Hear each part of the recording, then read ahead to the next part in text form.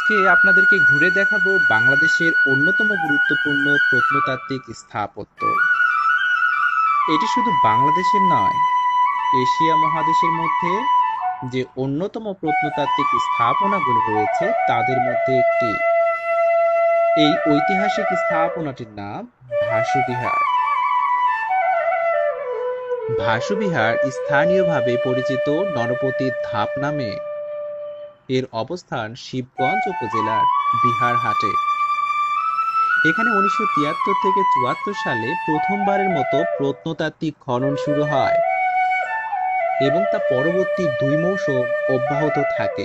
ধারণা করা হয় এটি একটি বৌদ্ধ সংগ্রামের ধ্বংসাবশেষ। খনন কার্যের ফলে এখানে ব্রোঞ্জের বৌদ্ধ মূর্তি, পোড়ামাটির ফলক সহ বিভিন্ন মূল্যবান প্রত্নতাত্ত্বিক বস্তু আবিষ্কৃত হয়েছে। চীনা পরিব্রাজক হিউয়েন সাও ৬৩৮ খ্রিস্টাব্দে এখানে এসেছিলেন। তার ভ্রমণ বিবরণীতে তিনি এটাকে পেশিপো বা বিশ্ববিহার নামে উল্লেখ করেছেন। খুব সম্ভবত এটি বৌদ্ধদের ধর্মীয় বিদ্যাপীঠ হিসেবে গুরুত্বপূর্ণ ছিল। ব্রিটিশ আমলে ভাসু বিহারকে স্থানীয় মানুষরা ভূস্য বিহার নামে আখ্যায়িত করেছেন। বর্তমানে ভাসু বিহার অন্যতম পর্যটন স্পট হিসেবে পরিচিতি লাভ করেছে।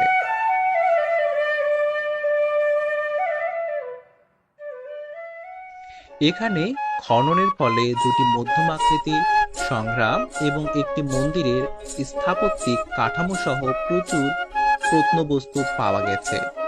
ছোট সংগ্রামটির আয়তন উত্তর দক্ষিণে ৪৯ মিটার এবং পূর্ব পশ্চিমে ৪৬ মিটার।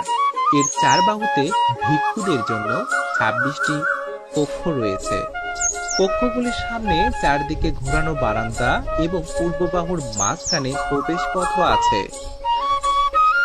বড় সংগ্রামটির ছোটটির মতোই দেখতে, তবে এর আয়তন ও কক্ষ সংখ্যা বেশি।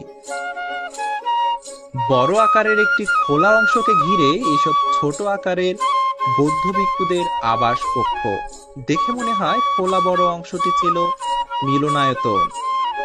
যে মন্দিরের কাঠামো পাওয়া গেছে তার মাঝখানে বর্গাকার মণ্ডপ এবং চারপাশে ধাপে ধাপে উন্নীত প্রদক্ষিণ পথও আছে। এখানে প্রায় ৪০০ প্রত্নবস্তু পাওয়া গেছে। তার মধ্যে ছিল ক্ষুদ্রাকৃতির মূর্তি, পোড়ামাটির ফলক ও সিলমোহর, মূল্যবান পাথরের গুটিকা, অলংকৃত ইট ও ফলক, মাটির প্রদীপ, পাত্রের টুকরা সহ অসংখ্য প্রত্নবস্তু।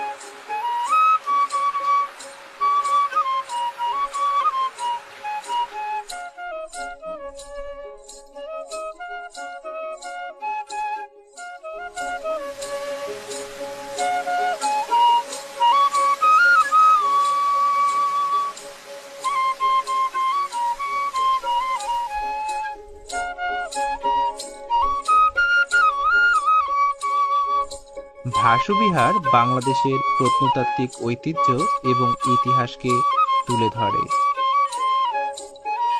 ভাসুবিহারের স্থাপত্যগুলো যেন দাঁড়িয়ে আছে প্রাচীন যুগের ইতিহাস ও ঐতিহ্যের সাক্ষ্য হিসাবে।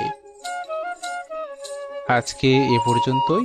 আগামী দিন অন্য ভিডিওতে অন্য কোনো গুরুত্বপূর্ণ স্থাপনা বা দর্শনীয় স্থান ঘুরিয়ে দেখাবো।